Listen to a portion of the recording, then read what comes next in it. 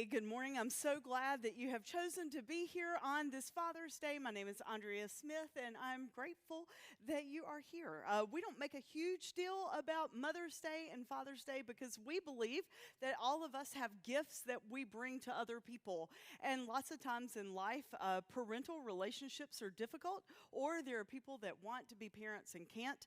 And so this day ends up being a painful day for them. So we do want to give a shout out to all the amazing dads that are in the room, but we also want to be mindful that we all have opportunities in our lives where we can offer parental love and support. So today is a different kind of day. One of our core values here at West is that we like to have fun. And so this summer, our message series is called I Spy. And so you got an answer sheet, hopefully either when you walked in the door or when you were sitting in here. Kudos to the 15 of you who were on time and already in your seats. I mean, you got special privilege today. And I'm just kidding because I'm late to everything. But if you were here and if you got an answer sheet, great. If you don't have one, if you let us know, the greeters are at the back. We can grab one for you. We're going to play I Spy several different times throughout the summer. And what we want you to do is we want you to write your name and your phone number on your answer sheet and put it in the baskets that are in the back of the auditorium and the doors as you leave. Now, throughout the worship service today, you're going to see numbers on the screen. When you see a number, whatever comes up after the number is where we want you to think about seeing God. How can you see God? How can you experience God through that thing or image or idea? So for an example, if it had been number one before the video that you just watched, how did that video embody God to you? And the answer could have been, there's no right or wrong answer, but the answer could have been that all those folks were ordinary people doing extraordinary things. And so using the gifts that we've been given, that helps us embody God. And so that could be your answer. Again, there's really no right or wrong, but the whole point of today is for us to realize that whereas we may feel like ordinary people, in the love of God, which we believe abides in all of us, we can do extraordinary things. And there is no such thing as ordinary. And I want you, as your pastor, to start thinking more and more about where you see God and how you are at always one with God. That's what the word atonement means. That's a churchy word, but it means at one with God. And so if we start thinking more about how we can find God, then we will find that when we go through those difficult places in life, we don't have to search more. We'll just automatically go to knowing that that presence is within us. So your answers are your own. You'll see numbers on the screen. Some of them will be weirder than others. And we just want you to have fun as hopefully you walk away from today transformed and with bigger ideas of God. Thanks. Thanks. You can have a seat. I'm so glad you remembered to ask them to stand. I'm like, you know what? They're supposed to be standing up, and I totally forgot because I never do a welcome that early. So you have an I Spy answer sheet with you. We are playing a game. If you have come in the last couple of songs and don't know what we're doing, we are playing a game this summer to live into our core values of having fun. I believe that Jesus would have had fun as he hung out with his disciples, and so what you're going to do during various Sundays in the summer is find God through various elements of worship. Like we just sang Bad Moon Rising. This past week we were at annual conference. That's the yearly Methodist meeting for all the pastors and the lay people. There's one person per church per pastor. So we had two that went this year because Lexi is a pastor appointed to West. And so the opening worship service, I had the opportunity to be the chair of the worship committee for a couple of years. It's a big deal. And the music was powerful. You could hear it coming out of the windows. And the very first song they sang was How Great Is Our God.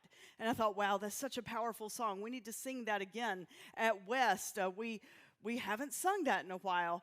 And then I thought, I bet they won't hear Bad Moon Rising coming out of the windows of annual conference. And I thought, yeah, we suggested that a few years ago, doing some credence at annual conference, and not everybody thought that was probably one of our best ideas. And so we didn't do it. But there are ways that we can find God in and through all things. Richard Rohr, who is a Franciscan pastor and leader and saint, teaches us that everything is sacred. There is no distinction, secular and sacred.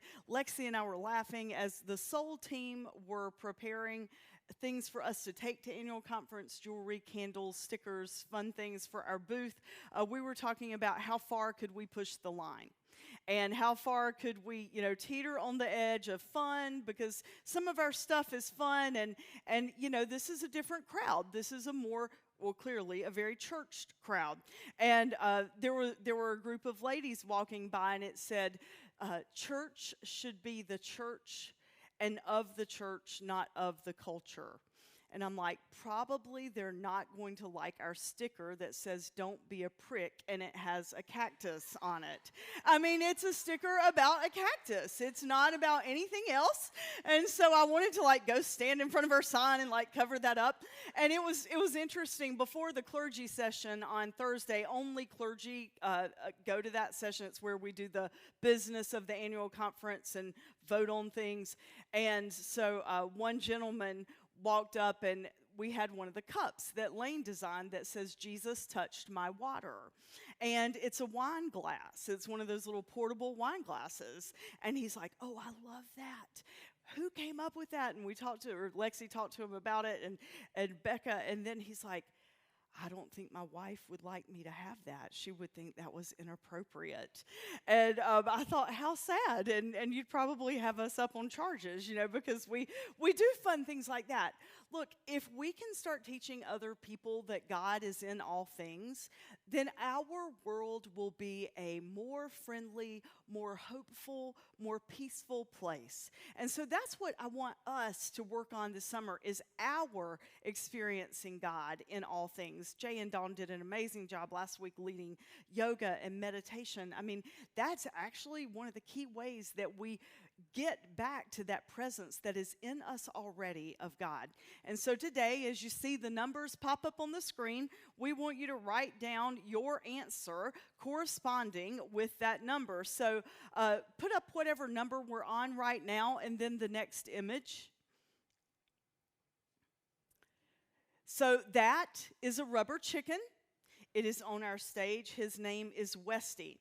He has been a part of our existence since day one, because the worship team, they were playing tricks on each other and me, and we were also nervous launching a new church, and he just became one of our core values, that all people are welcome, and there's no distinction, no matter how weird or unique or different you may be, and Westy is very weird and unique. So it's on our website that all people are welcome, and we love all, and we really mean it, even rubber chickens. So number 5 is Rubber Chicken Westy. And how do you see God in that?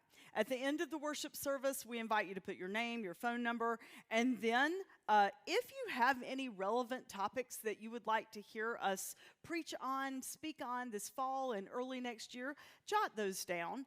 And Lexi and I are going to look through those as we envision what's coming up this fall and next year.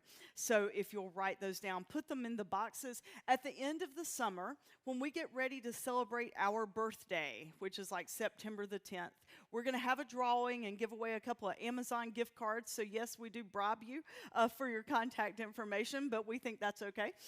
So we're going to draw. There's no right or wrong answers, but we really want you to start thinking about where you see and experience God.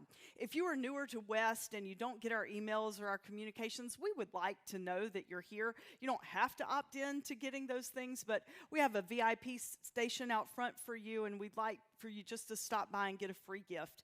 And we're grateful that you chose to spend your Sunday morning here. There's a lot of other places and things you could be doing, so thanks for being here. All right, I think everybody has to have a personal philosophy of how you live your life. Here's mine, very simply put. You plus motivation equals success. I have that only thing in my locker room. There's nothing else in my locker room but that sign. You plus motivation equals success. I have it on cards, bookmarkers. I have it on everything. It drives me. It's a passion. I was 16 years old. I heard the Reverend Bob Richards speak. Remember him, the Wheaties guy, the decathlon pole vault champion Olympics? And this is what he said, right? Gentleman said it before, but this is what I was 16. Bob Richards looked over a group of these young kids at a basketball camp and said, "The Lord must have loved ordinary people because he made so many of us."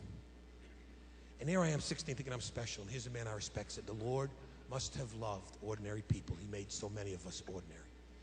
And I was a little, you get a little down at 16 when someone's telling you that. And then he said the line that changed my life at 16 that I felt then. I'm 41 years old. I've been working 21 years in my business, and I feel it the same way today. He said, every single day, in every walk of life, ordinary people do extraordinary things. Ordinary people accomplish extraordinary things. And I raised my hand. I'm applying for the job right now. I'm an ordinary guy. I want to do extraordinary things in my life. And I believe it. And I think that's strong. I think that's what it's all about.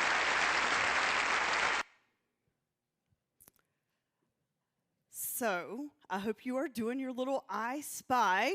I have a few images I want you to look at on the screen.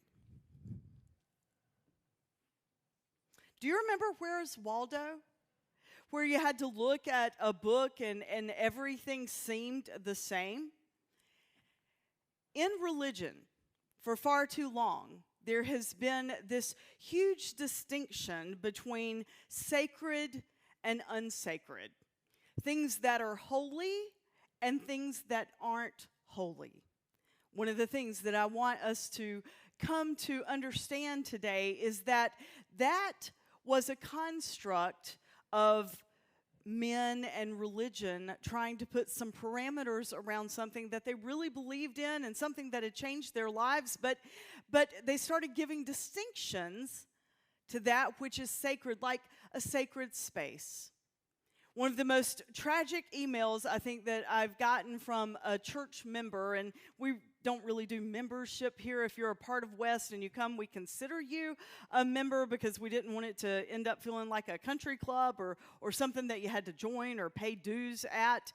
But one of the most tragic emails that I got from someone over the years was that this space could not be considered sacred. Now, I will confess that as we started, our first Easter, we had forgotten to put signage up on the highway, and I'm like, man, nobody's going to come. Who's going to want to worship in a high school auditorium on Easter? It's such a high holy day. And understand that my 7 prior years of ministry were at Williamson's Chapel, and we had just finished the new building, and it had a beautiful ornate pipe organ and beautiful stained glass windows, and I grew up very churched, so hymns and those things, they still are an important part of who I am. But I also know that the call of Jesus was to reach people where they were. It's what he did. So he would go wherever the people were and meet them in their context. So that's why things like, the church needs to be of the church and not of culture. Jesus would have never said that. For those of you who are worshiping with us online today, you are living into the fact that everything is sacred. And the fact that your presence with us online and you very much being as equal of a part of our worshiping congregation as the bodies that are here in the room, it just gives proof to this idea that we can deconstruct the concept that there are only some sacred spaces and sacred times. It's also why, worship can happen on demand. You can pull up not just me, but lots of other pastors and speakers and TED Talk givers. There are so many ways that your soul can be filled and connect with the divine and connect with God. In fact, it pushes the question, so why even have this? And we believe that more than one is stronger than one. And it's why we are a missional church, because when we join together to hopefully bring about good in this world, good things, powerful things happen. And there's also something to be said for community and relationships. Personally, I had forgotten how much I missed community and relationships with my colleagues. I guess, when we didn't have annual conference because of the pandemic, we went several years without seeing one another. Going to annual conference, I'm like, I don't even know if I have friends. And then I was reminded over the days that certainly I have friends. There are people that respect and admire what we do as West, and we're not heretical, even though we sing, who wrote My Hero, Foo Fighters? We can do that right before the sermon, and it's still worship. God uses all things. God uses all things for transformation. All things can be sacred, and all things can be holy. The negative things, the bad things, they can never overcome the good if we don't let them. So that's why we're doing what we're doing today. Let's start thinking about how God is in all things. So this isn't like a normal message where I, have one main idea that I want us to walk away with. Other than God is in all things and all things are sacred. But I really want us to wrestle with that. So where is God in Foo Fighters and in My Hero? Well, hopefully it would prompt you to think about the fact that we can have heroes of faith. Folks that are contained in Holy Scripture. And what if the very presence of God, as manifests itself through the human being of Jesus, what if that's our hero? I want you to take a look at the next image on the screen.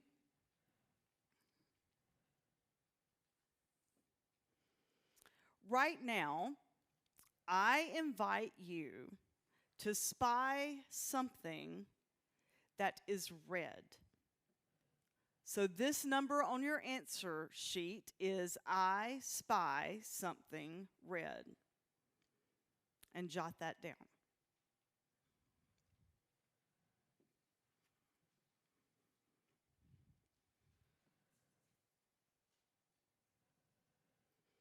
And now I want to show you a video of something, and it's the next number on your answer sheet. I want you to watch this video. There's no sound. Just take a look.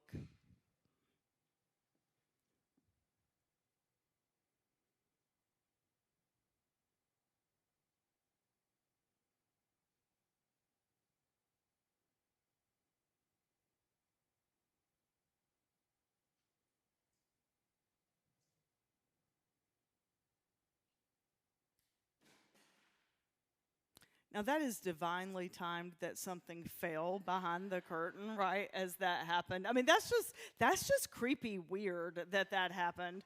No, I'm not trying to hypnotize you. But that circle, so it starts out as a little circle and it just gets bigger and bigger and bigger until it consumes the whole screen. That's what religion can be like, if we allow it to be. One of the things that I appreciate the most about you as a faith community is that you are willing to allow your faith to be that circle, growing and encompassing new things. We all have so much to learn, right? Like, none of us are finished. And I don't care how long we've lived, we can always be growing in the ways of love. We can allow our minds to be changed. We can allow ourselves to be stretched and pulled. even me, like I find that I think, okay, I'm open-minded and willing and flexible, and then, something like slaps me upside the head, and I'm like, oh, wait a minute. Maybe I need to look at this differently. That happened recently.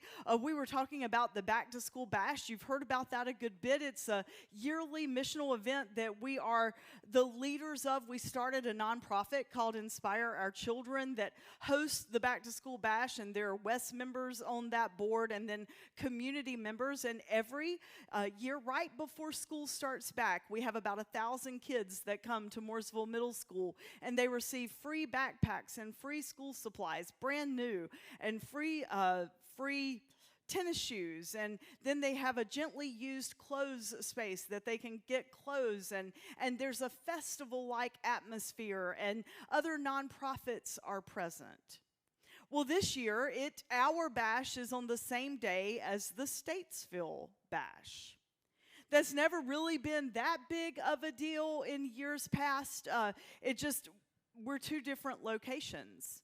So I never really cared until one of our leaders, and I appreciated their honesty, spoke up and said, I really think it's sad that we're doing both of these things on the same day. And I'll just let you know this, so if you ever have to correct me, you'll just know on the front end. I do have a small tendency to get defensive. I'm a perfectionist. I don't like to make mistakes, and when I make mistakes, I beat myself up about them 10 times harder than I need somebody else to, so I get really defensive and self-critical. And so at first, when it was like, why would we do that? That's not okay. I'm like, well, there are a lot of reasons, and there are. Like, there was no other day this year to have the bash unless we wanted to have it the July 4th weekend. And I'm thinking volunteer-wise and family-wise. The family said, we want the bash to be closer to school starting back. We don't want to think about school starting back in the middle of July, so we moved it to later. And then as I was giving my defense platform, I said, and the good news is if we have the bash on the same day as the Statesville Bash, then there will not be any double dipping. Now, I was proud of that, right? Like, so families can come to our bash and get what they need, or they can go to the Statesville Bash and get what they need. But what I'm even more grateful for is that we have leadership here at West that love this church and our mission enough to disagree with me. And they said, I appreciate this and this and this, but I'm really disappointed in your explanation about double dipping. If they need it bad enough to go to both, don't you think they should be able to have it? And I immediately thought of how the bash began when Lance and I went to Dallas, Texas, and we heard them advertising their back-to-school bash, and then I came back, and Joycelyn and 3 other women sat around a table all summer. And somehow this thing that's now 13 years old that served, 40,000 people over the years, like how it came into being. And our whole premise was that people that need things can have what they need and feel enough. As I sat there and read the leader's words, I felt this big. I'm like, oh my gosh, Jesus would have said, feed them, and it won't ever run out. They pointed out, all the excess that we have every year after the bash. And then I started thinking about that, and I'm like, why do we have so much left over? When we first began, the first 3 or 4 years of bash, we didn't have any excess. In fact, one of the roles of volunteers at the bash was the day of bash. They would hang out near Walmart and Target because it was inevitable that we were going to run out of supplies. We always did. But then after 2 or 3, 4 years of that happening, it just always has been more than enough. I want you to hear these words. And I told you this is not a conventional message, and it's summer, and the bottom line is that you have the bottom line. And you get what we're trying to be as a church. we posted an intern position for the bash because it involves, like, this past Monday, volunteers, thank you for showing up at Lake Norman Elementary to pack up 1,000 books. I thought it was 10,000. It felt like 10,000, but we had boxes and boxes and boxes of books for the kids that the Lake Norman Elementary donated. And so now, between now and July 29th, a lot has to happen to those books and the clothes and the shoes and all those things. So the Inspire Our Children has hired or posted a position for an internship. And one of our applicants wrote these words. I want you to hear them. One of the questions on the application is, why do you want this position? And a young woman wrote, 13 years ago, my mom and I moved down from New York. My mom was in a difficult situation. She left my dad, and myself and my siblings, we came to North Carolina, and in our car, with all four of us, was all we had.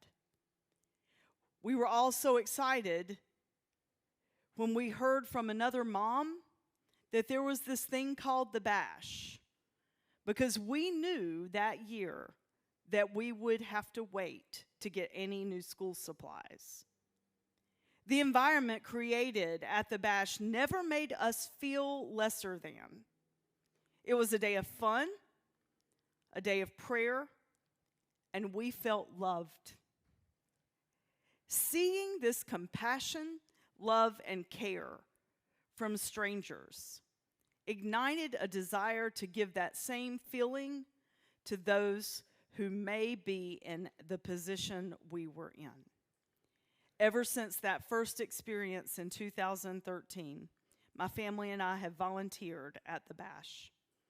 Each year, God uses me as a vessel to provide and allow my blessings to overflow into another cup. I would love to keep this going on a larger scale in pursuit to continue and help grow something that I believe is important for a community to thrive. I was like, wow. You know, AI, Chat GPT, they can write some beautiful things. But odds are artificial intelligence could not put together those words, because those words came from life change.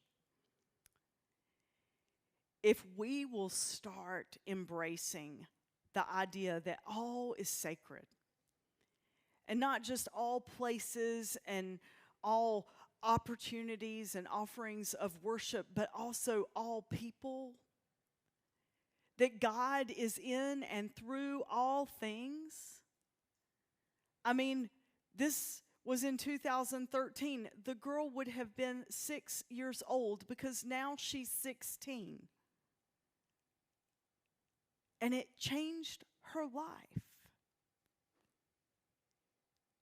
That's why we do what we do. That's why we are a church. Those things don't happen when we just go through life alone. So if you ever find yourself thinking that you're just ordinary, I would encourage you to remember that, like you saw with Jimmy Valvano, God uses ordinary to do extraordinary things. Listen to the scripture from the book of Genesis. This is the story about Abraham that I mentioned to you a couple of weeks ago. He was just an ordinary guy who had a respect of Yahweh, even though back then they wouldn't even say God's name.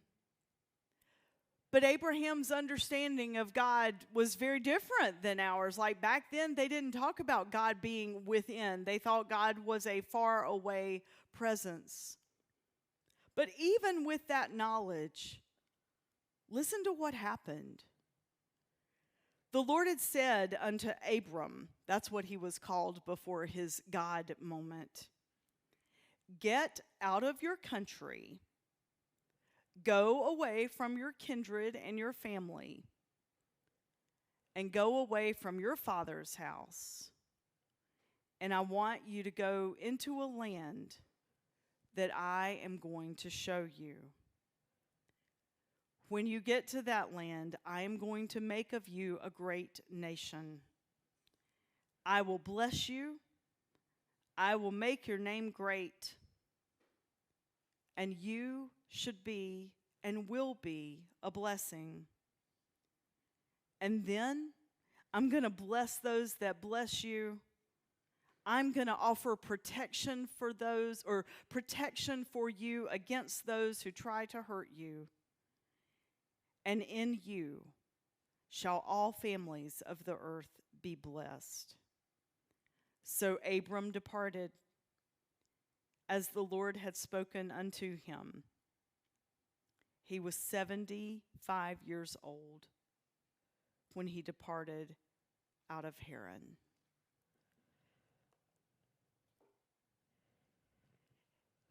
Every single one of us has that call on our life, has that nudge from God saying, I want you to get out of your comfort zone. I want you to leave that which you already know. And I want you to go into uncharted territory. And if you do, and you will be a blessing. I don't know what that call is for you and for all of us that are in this space or worshiping online or listening to the podcast. That call is different.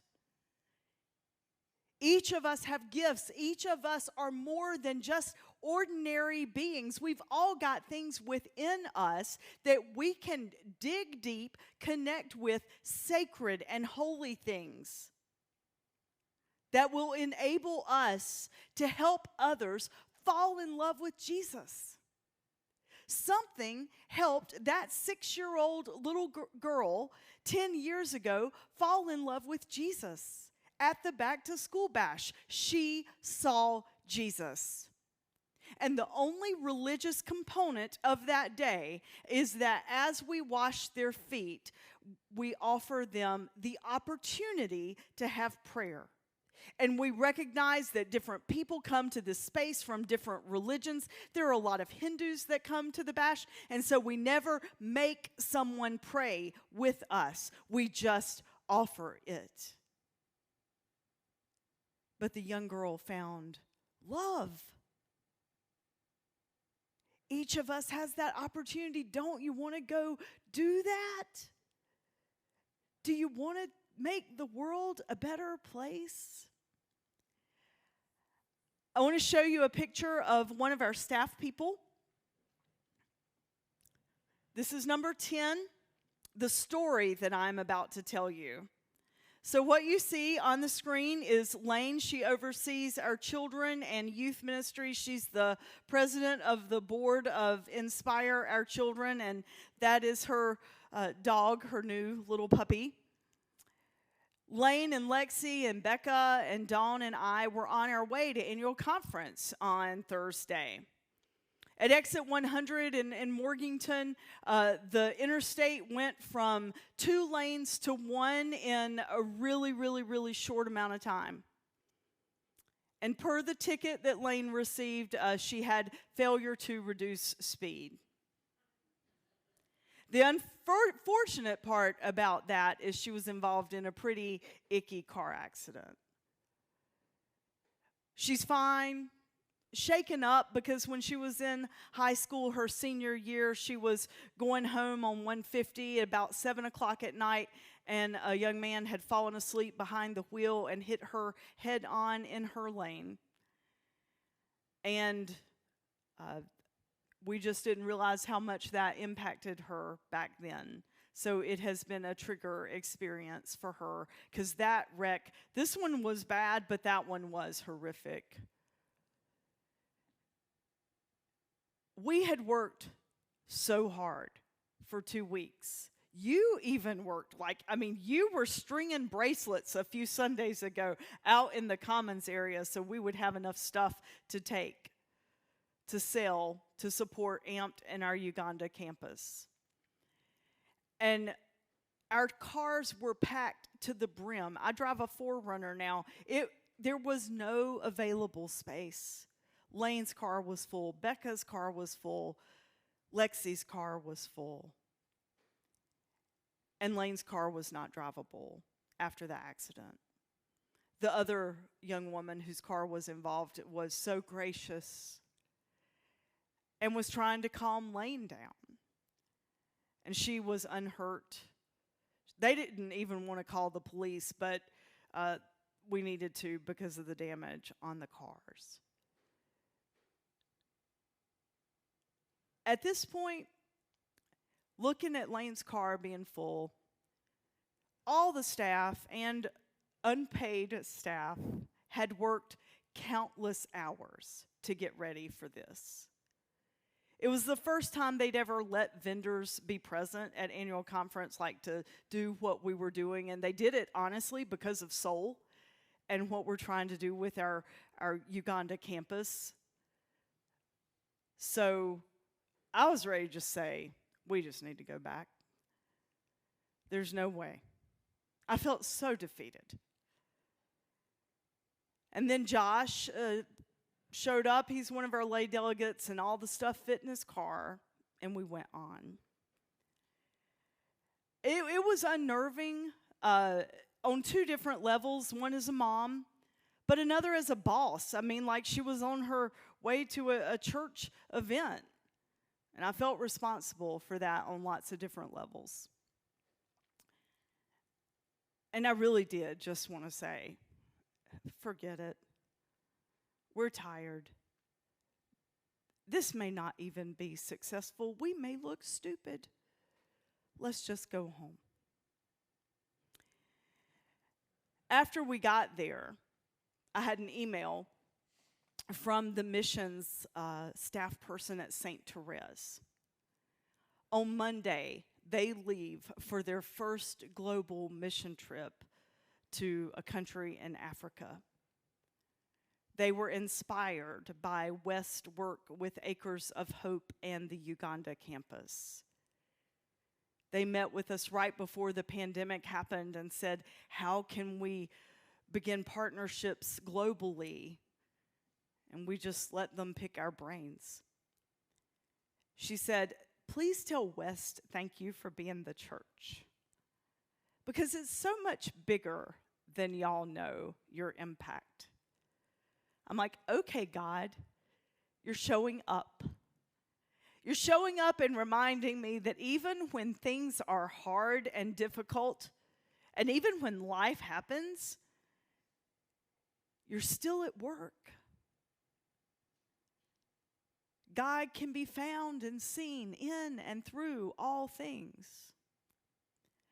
Yesterday, the team were gracious enough to let me leave a couple of hours before they did because Sunday was coming and I needed to send Dave all the stuff for the slides. As I got in my car, I got a message from another West person that they had seen on the news about a deadly killing in Uganda. North of where Acres of Hope is, it bordered the Congo. When we first went to Uganda 13 years ago, we went to this region where the LRA, the Lord's Resistance Army, they had a stronghold on the country of Uganda. And we experienced the repercussions of that in a pretty scary event that one day. And then after that, Jeffrey's like, Pastor Jeffrey from Acres of Hope, he's like, we will never, ever do that again. And always after that, we have had nothing but amazing experiences of safety at Acres of Hope and now with our campus in Kagumba. But if you read the news yesterday, it sent a scary, scary message. There's a new branch of the rebels, and they burned down a school. At one point, the news said over 37 students were burned beyond recognition and 6 more were taken hostage. We have horrific things that happen in schools here in the United States, school shootings and those things that should never happen. But there are also countries on the other side of the world that have governments that just don't manage things the way that ours does. And corruption is unfortunately a part of some of them. Do you know that in Uganda now you are able to get the death penalty if you are found to be in a practicing homosexual relationship?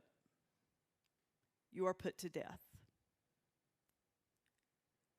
I tell you all that to tell you that now more than ever is it important that we continue to sponsor kids with Acres of Hope and support that mission and support our campus in Kagumba, because both of those organizations allow space to love all people. And we help make that happen. On Thursday, I was ready to say, forget it. But I want you to take a look at the Soul booth. There's Becca and Lexi and Dawn still smiling, despite 10 hours of talking to people 3 days in a row. We sold almost $4,000. That's more than we've sold in the whole year that we've been in existence. That's going to cover at least a full year of support to our staff for our Uganda campus. And you made that happen. You made that happen because you allow your staff a day a week to pour candles and make jewelry. And you're not fussing about that. You make that happen because you buy the school supplies for the amped boxes that go out every month, and then you help deliver them. You make that happen because you support a back-to-school bash where a 6-year-old can find Jesus. We can find God in all spaces, and everything is sacred if we allow it to be. Thank you for being a church that allows it to be. The last element of today's worship service is a song by Mick Jagger. Am I right? Okay, good. I get these people mixed up sometimes. One day I received a text from someone that had been a friend of mine for a long time. They were one of the ones on the staff parish relations committee at one time at Williamson's Chapel, and just an important part of my life. And the text said, "I cannot believe what you did in worship yesterday. That song is vulgar and profane, and it's talking about sexual satisfaction.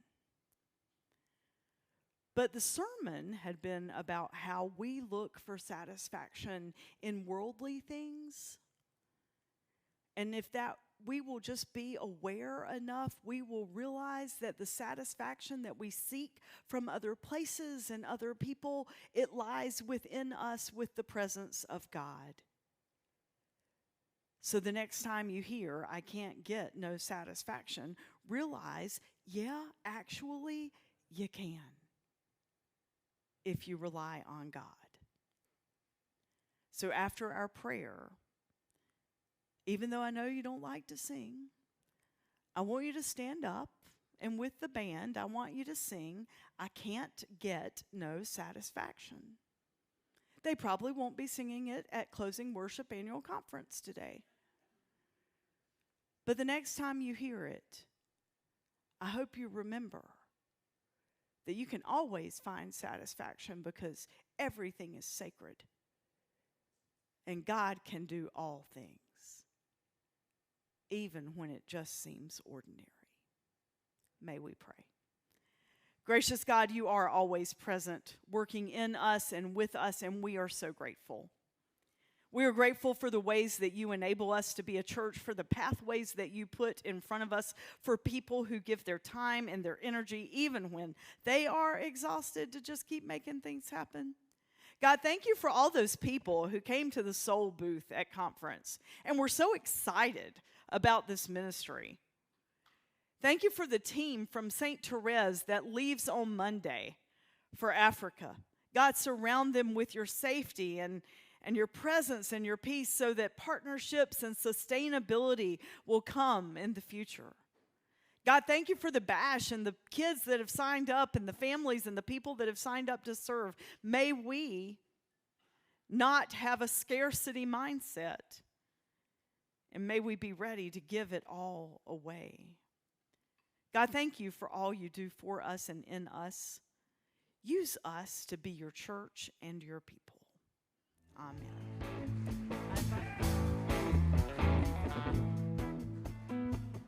Microphone after 13 years.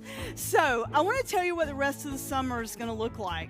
So next week is Amped Camp. Not this week, but next week. We have anywhere from 17 to 20 kids signed up to come here every night with games and stuff. So you're going to get an email about that because you help make these things happen. When you go buy marshmallows or graham crackers or whatever Amped Camp needs, you make those things happen. So you're going to get an email about that. The other big thing that we're doing this summer is Lexi's sole responsibility this summer is to transform our warehouse space into the Soul store. Now, it's not going to be about selling candles and all that kind of stuff. It's going to be about a place for people to come in our community for things that are difficult to come by. There's going to be a refill station. This is Lexi's idea. It's brilliant. Their detergent is expensive for people. Soap is expensive for people. So we're going to have refill stations. People can bring in their own jars and get that stuff at a nominal cost or free. We also are going to have a creation space so that Soul can create things. And we're going to have the school supplies there for free all year. We've said for years that we were going to have a mid-year bash, like in November, and let teachers and students come and get the stuff. It's too big for us to do that. So in the Soul store will be paper, pencils, crayons, Kleenex, things that the students need. And it will be a safe space for them to come and not feel lesser than. So there are a lot of needs around that. Like the last time Lexi and I checked, we are not contractors. And so we don't know how to build shelves and all those kinds of things. We could figure it out maybe on some kind of subpar level, but we need you. And even if you don't have that bandwidth or that time, if you know people that can help us, we need to know. So you're going to get an email about that on Friday of this week. Be in prayer for it. We're excited. We've talked about these things for a long time and never made them happen. We're going to make them happen now. You make things happen. Thank you for seeing and being a church that knows that all things are sacred. Now go and have a great week and find inner satisfaction.